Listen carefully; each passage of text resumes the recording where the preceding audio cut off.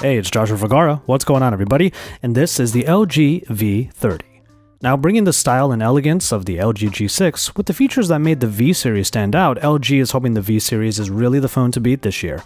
At first glance, the LG V30 looks a lot like a kind of a cross between the Galaxy S8 and the LG G6, mainly because it now has a glass back. Unfortunately, the LG V30 won't be retaining the metal look that we actually really liked, that industrious look from the LG V20, but that doesn't mean that this phone doesn't have a design that we still really like. There are curves on the display and also on the back that really help with the ergonomics. And at 7.3mm thin and weighing only 158 grams, it's actually really comfortable despite its size, and it's really pleasant in the hand.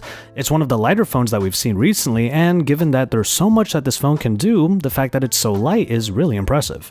Like the G6 before it, the V30 adopts an all-screen mantra and delivers 82% screen-to-body ratio thanks to a 6-inch Quad HD display. Now, one of the best parts about this display is that LG has finally gone away from the IPS LCD, and now they're going for their own POLED displays. This is not like the AMOLED that you would be used to from Samsung, but it uses the same general technology, resulting in deep blacks and very vibrant colors. So the 18:9 aspect ratio makes it onto a larger body, but the V series has also been known for one other standout feature: a great camera package. The first step in this direction is called Cinevideo, which aims to allow anyone to produce videos like a professional using built-in cinematic effects.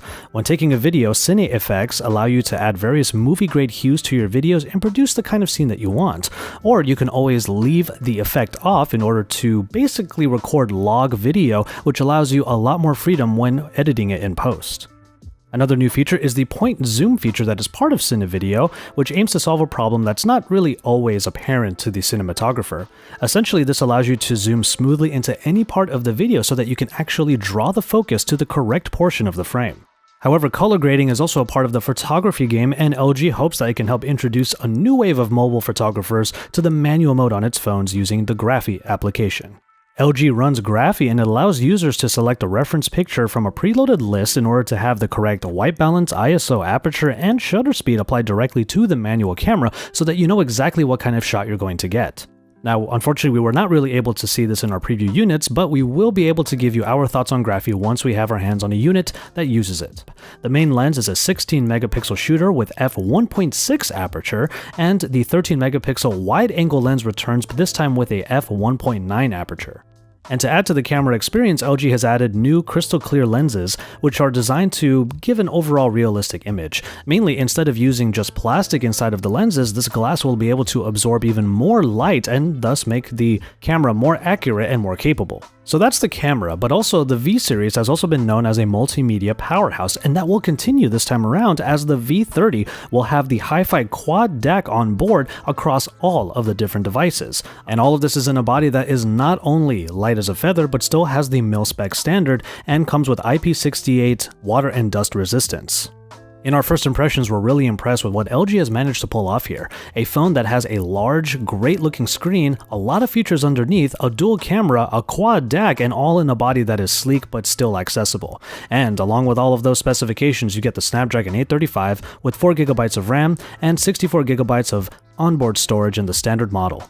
And as far as software additions go, you might notice that the second screen has been put away, but there are a couple of things to replace it. Mainly the addition of a floating bar, which is a software version of the second screen that just sits on one of the sides of the display. Tap that area and you'll be able to scroll among 4 different panels, but this same second screen-like experience can be found in the always-on display, where the top bar provides you the same amount of usability.